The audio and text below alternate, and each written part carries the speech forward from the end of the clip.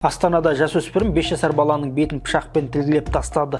Оқиға қаладағы тұрғын үй кешендерінің бірінің лифтісінде болған. Бетінде денесіне тыртықтар болатын болса, бұл өмір бақиға жүйкесіне кері әсер ететін, психологиялық тұрғыда кері әсер ететін дүние болуы мүмкін. Күнделікті қолданыстағы ет пен сүт өнімдері қазақстандықтар үшін қаншалықты қолжетімді? Ортеді, ортемейді. Бәр нәрсе қымбатлап жатыр. Кеше ғана алдым. Бір қонақ келуші еді суббота воскресеньеге. Почти 40 мыңдай ақша жұмсадым. Шыбжан бағасы қымбаттаған өте қиындау болып жатыр енді. Полиция бөлімі бастығының орынбасары ауыр санаттағы қылмысты жасырды деген күдікке ілінді. Барлық деңгейде жемқорлық балабақшадан бастап үкіметке дейін кетіп қалған дейтін әңгіме бар.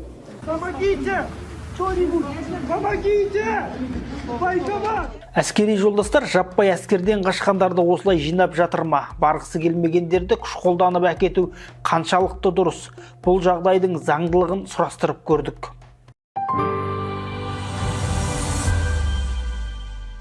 Жемқорлықтың жемісі тағы бір шенді тұтылды. Transparency International ұйымы Қазақстанның сыбайлас жемқорлықтар индексінде 100-ден 40 балл алып, 88-ші орынға көтерілгенін хабарлады. Жемқорлықты жеңу деген біздің тарапта бізде бұл жерде проблема 30 жылдық қалыптасқан менталитетте ғой. Пара беру, ұсақ-түйек параны кез келген адам беріп, құтылып кеткісі кетеді. Тіпті бізде дін өкілдері ол пара беруге болады деп айтқан. Сол сияқты ол бір күнде өзгеретін нәрсе емес, бірақ бір жылда бір қадам алға жылжудың өзі әйтеуір жылжу деп қабылдап отырған шығар енді біздікілер. Ол жағында келісуге болады. Яғни сіз Қазақстанда қазір жемқорлық азайып жатыр дегенге сене қоймайсыз? Жоқ, жемқорлық азайып жатыр дегенге мен сене қоймаймын, себебі жемқорлықтың басқа түрлері пайда болып жатыр. Мысалы қандай? Жаңағы неме еді, криптовалюта арқылы дегендер. Біз оны мысалы бақылай алмаймыз ғой. Кім не істеп жатыр?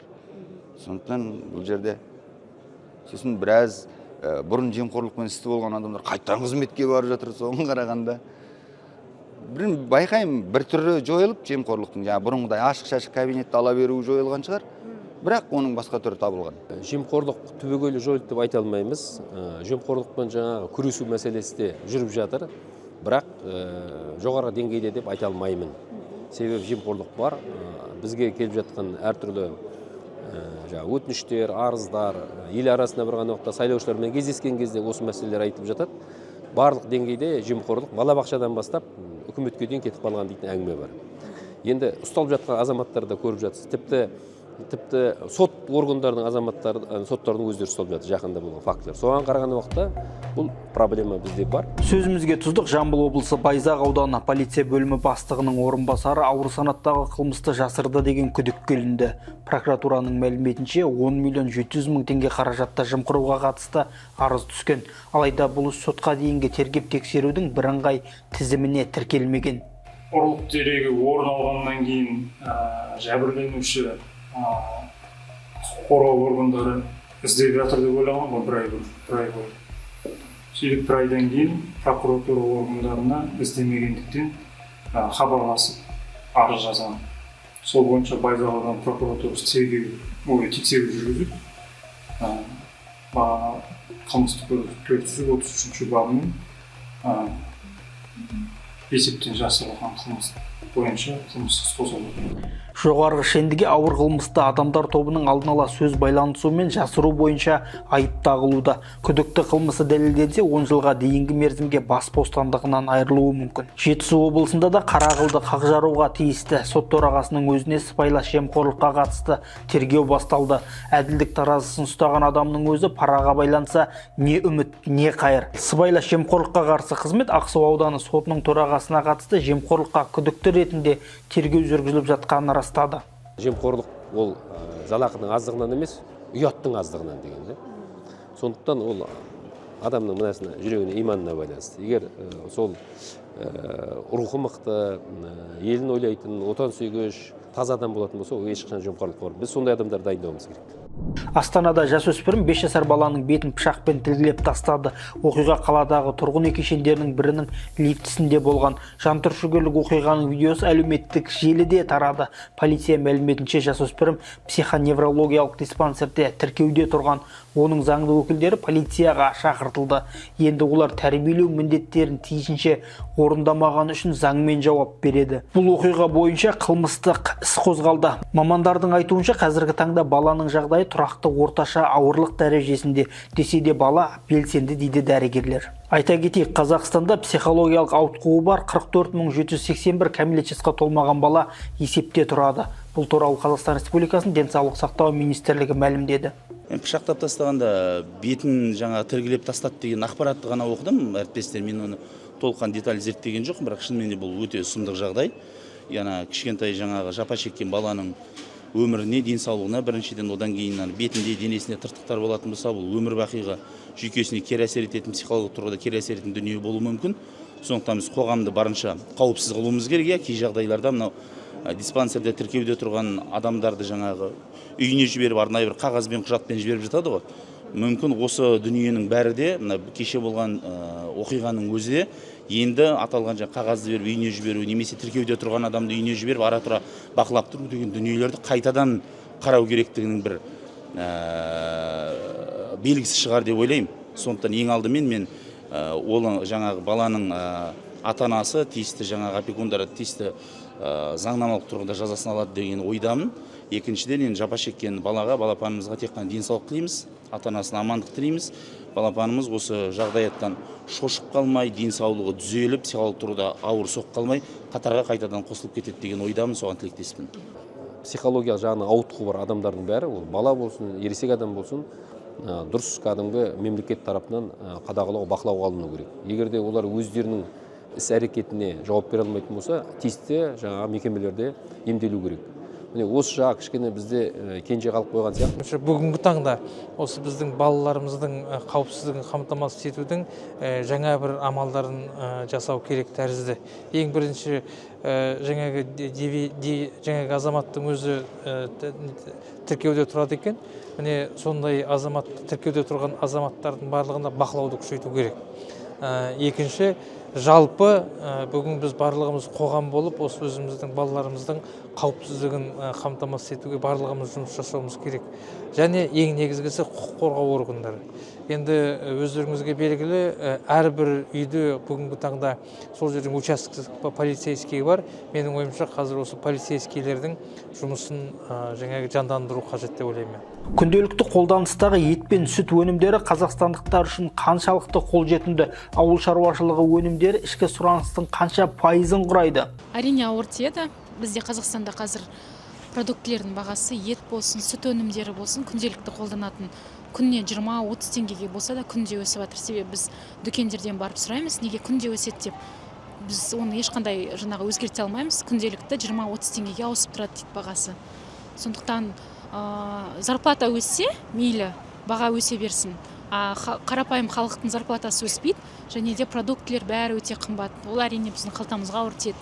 Ауыр тиеді, ауыр тимейді. Бәрі нәрсе қымбатлап жатыр.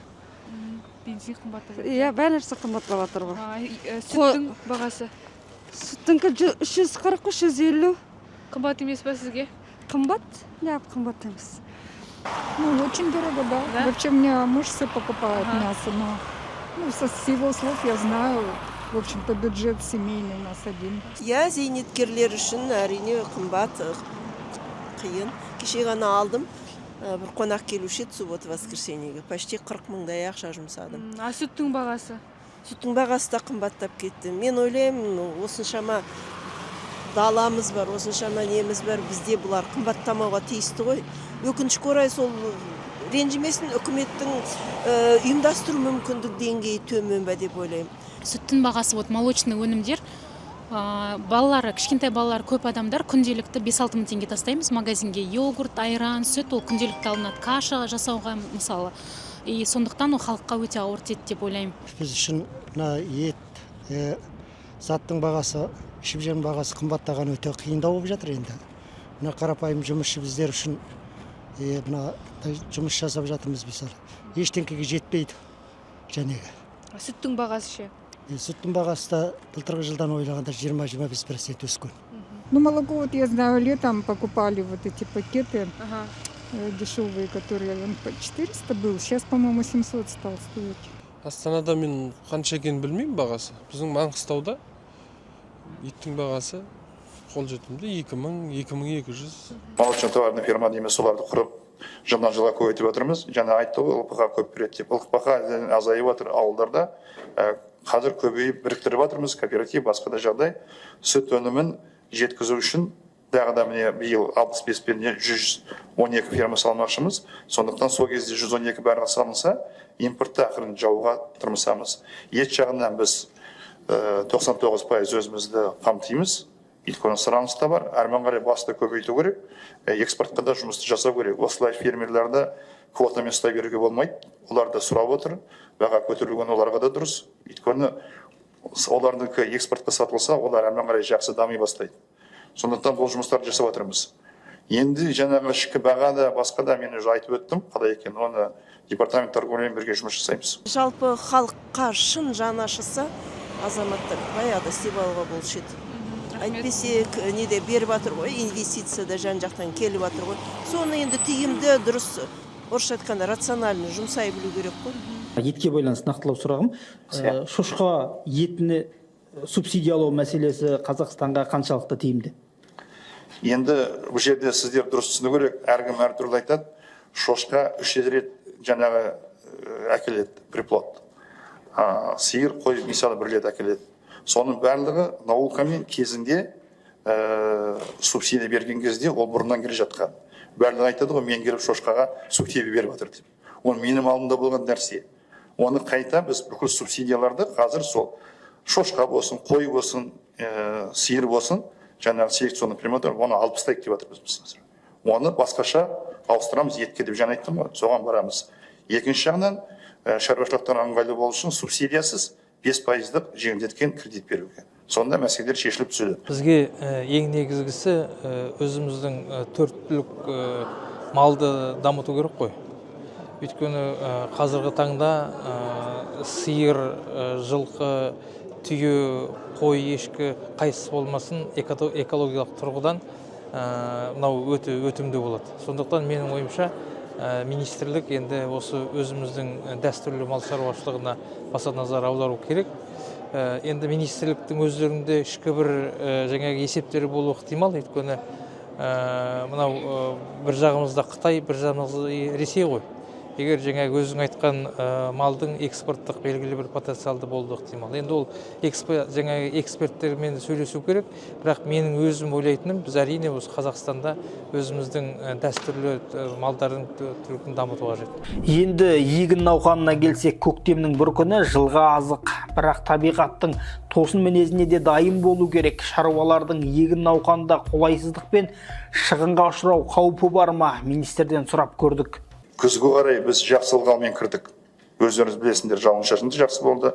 Қазір қыста қар да бар, бірақ оны қарды сақтап қалу үшін жаңағы снегозадержание уақытында ұстау керек. Сосын жазғы тұрым қар ергенде ылғалды ұстап қалуға, закрытие влаги дейміз орысша айтқанда, соны ұстап қалу керек. Ол үшін техниканы ертелік дайындау керек. Бүгін мен сол туралы айтып өттім. 75% техника дайындалған, бірақ ертең ылғалды жау үшін техника согын шығу керек. Біз кейбірде осыны ұмытып кетеміз шаруашылықта. Осыны жеткізу керек. Екіншіден, жалпы Қазгидромет прогнозды қазір дайындап беріп жатыр, шаруашылықтарға оны жеткіземіз.